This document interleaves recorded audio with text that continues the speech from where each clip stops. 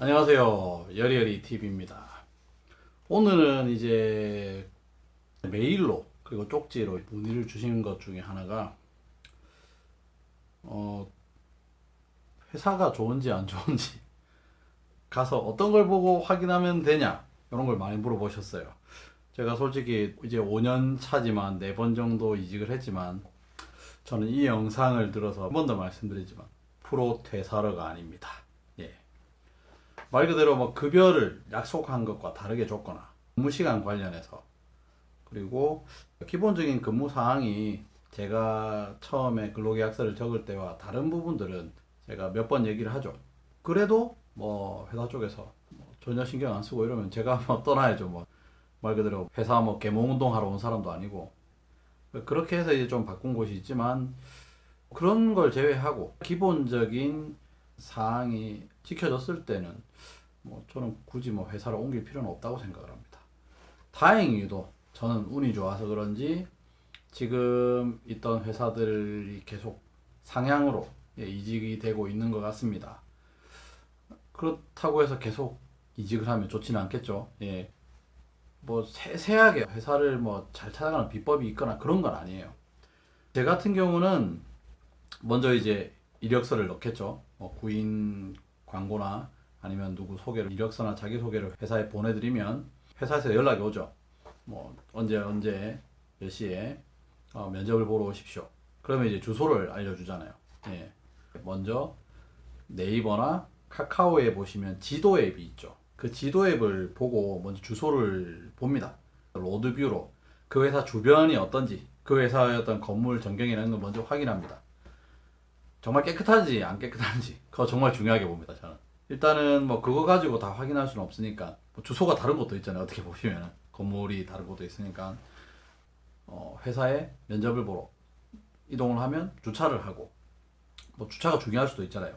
주차장 있는지도 확인하고 주차를 하고 면접장까지 가는데 큰 회사가 아니면 대부분의 공장들은 중견기업 이상이 아니면은 면접장이 따로 있다기보다는 회사 사무실의 회의실 같은 곳에서 면접을 많이 보시잖아요.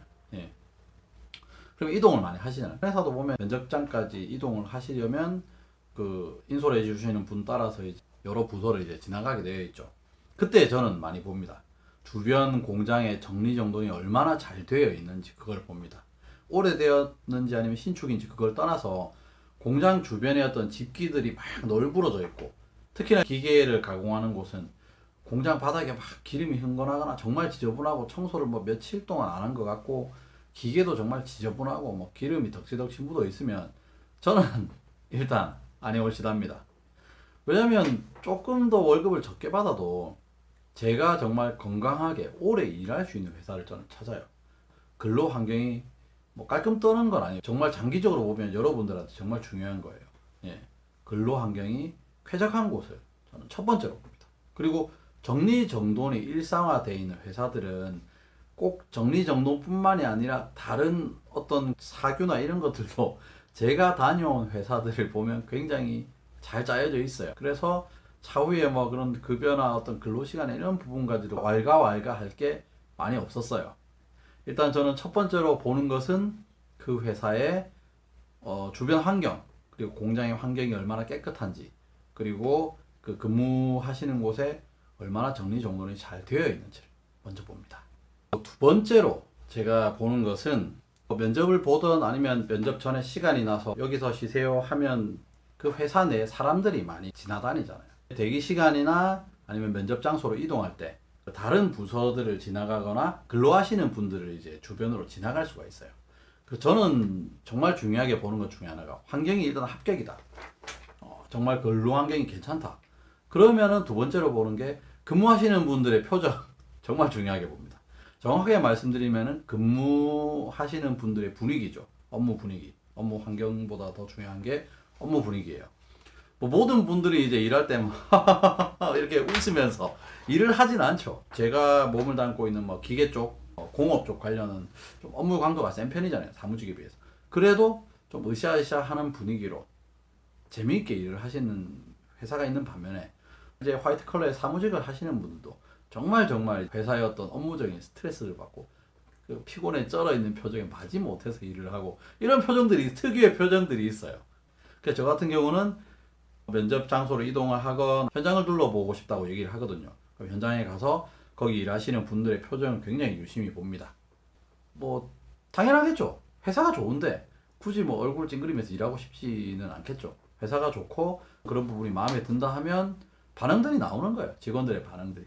그리고 아무리 깨끗하고 뭐 깔끔하고 좋아 보이는 회사라도 직원들에 대한 어떤 대우가 이제 부당하고 평균 이하라면 결코 좋은 표정으로 일을 할 수가 없는 거죠. 저는 회사 분위기에 대해서 굉장히 유심히 쳐다봅니다. 일단 이 두 가지만 오케이 되면 웬만한 회사들은 좋아요. 문제는 이제 그 회사에서 저를 뽑냐 안 뽑냐의 차이죠. 예. 그리고 이제 면접을 볼 때 뭐 질문할 거 있습니까? 이렇게 물어보면 저는 꼭 질문을 하는 게 있어요. 그게 뭐냐면 저희가 보고 온 공고와 회사에서 저희 쪽에 제시하는 그런 조건들이 정확한지 한 번 더 확인을 합니다. 가장 먼저는 이제 근무 시간이죠. 근무 시간도 뭐 예를 들어서 8시 아니면 9시부터 근무를 한다고 했는데 정작 가보면은 8시 반까지 출근하세요. 9시부터 시작인데 8시 반부터 회의하고 시작합니다. 이런 것도 있잖아요. 예. 저는 그거 확실하게 물어봅니다. 저녁까지 일을 하면 돼요. 저는 몇 시까지 일하는지를 물어봐요. 저한테 제시한 연봉과 임금이 언제까지 근로시간에 해당을 하고 그 외에 근로시간에는 추가적으로 추가 근로 수당에 대해서 정확하게 1.5배인지 휴일에 특근을 했을 때 추가 근무하는 부분에 대해서는 2배로 책정이 돼서 나오는지 이런 것도 정확하게 책정이 안 된 곳이 많아요. 그래서 정말 한 달 월급 받았는데 나는 이렇게 이랬는데 왜 월급 이거밖에 안 나오지? 왜 찾아가요? 찾아가면 이거는 우리는 뭐 이건 월급에 다 포함되어 있어. 나중에 알게 되는 경우가 있어요. 그렇게 해서 회사를 그만두게 되는 경우가 생각보다 많습니다. 그건 어떻게 보면 본인도 정말 피해가 크지만 회사에 속았다 생각하지만 그 회사도 보면 피해예요. 그래서 저는 그런 부분을 미연에 방지하고자 처음부터 다 물어봅니다. 근무 시간과 급여 지급 방식 그리고 상여가 있는지 그리고 어떤 복리후생 복지가 어떤 것이 있는지 정말 다 물어봅니다. 그러면은 면접 갔는데 그런 걸 꼬치꼬치 캐물어보면 너무 돈만 밝히고 그런 사람이 아닌가요? 아니에요. 이건 원초적인 거예요. 우리가 정말 일을 하는 목적의 가장 큰 이유 중에 하나예요. 근무 시간과 임금 그리고 조건. 그건 저희가 그걸 보고 지원을 한 거잖아요. 그래서 꼭 그 부분을 확인을 하시기 바랍니다. 정말 그 부분에 대해서 얼버무리는 분들이 있어요. 아니 저는 정말 이해가 안 되는데 인사 담당자분들이 그 부분에 대해서 정확하게 모르는 분들도 있어요. 연봉 계산도 정확하게 못 하시는 분들도 있고 그 부분이 왜 나왔는지 모르겠어요. 저는 솔직히 그러면 일단 아니라고 생각합니다. 예. 그 정도로 회사에서 사람을 채용하는 데 관심이 없다고 보시면 돼요. 예. 자, 이제 정리를 해드리겠습니다. 제가 회사를 보는 기준은 정확한 건 아니에요. 미리 말씀드리지만 이거는 굉장히 저의 주관적인 생각입니다. 일단 저는 회사를 갈 때, 면접을 하러 갈 때 그 회사 주변 환경, 그리고 공장 건물, 그리고 회사의 면접을 보러 갔을 때 근무 환경이 얼마나 쾌적한지를 봅니다. 공장에 어떤 물건들이 적재적소에 정리되어 있고 굉장히 깨끗하고 쾌적한 환경이면 저는 그 회사는 기본은 되어 있다고 생각을 합니다. 그리고 두 번째로 저보다 먼저 근무하시는 분들의 근무 분위기를 봅니다. 표정을 보고 어떤 일하는 것을 자세히 보면 대략적인 분위기를 알 수 있습니다. 이 두 가지가 된다면 저는 면접 때 업무적인 면접은 당연히 기본적인 건 다 해야죠. 질문할 거 있냐? 라고 물어보시면 근무 시간이나 급여나 이런 부분들에 대해서 정확하게 설명되어 있지 않은 부분이 있다면 꼭 한 번 더 확인을 하시기 바랍니다. 첫 단추가 정말 잘 꿰어져야 된다고 생각해요. 첫인상이 정말 중요한 것처럼.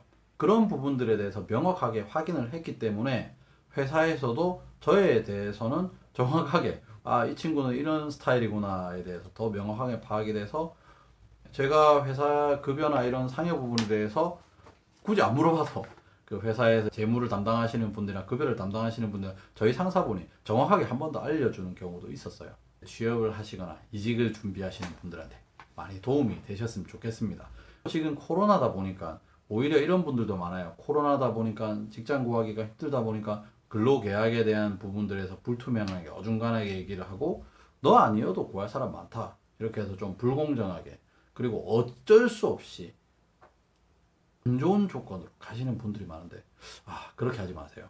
예, 그렇게 양보하시면 안 돼요.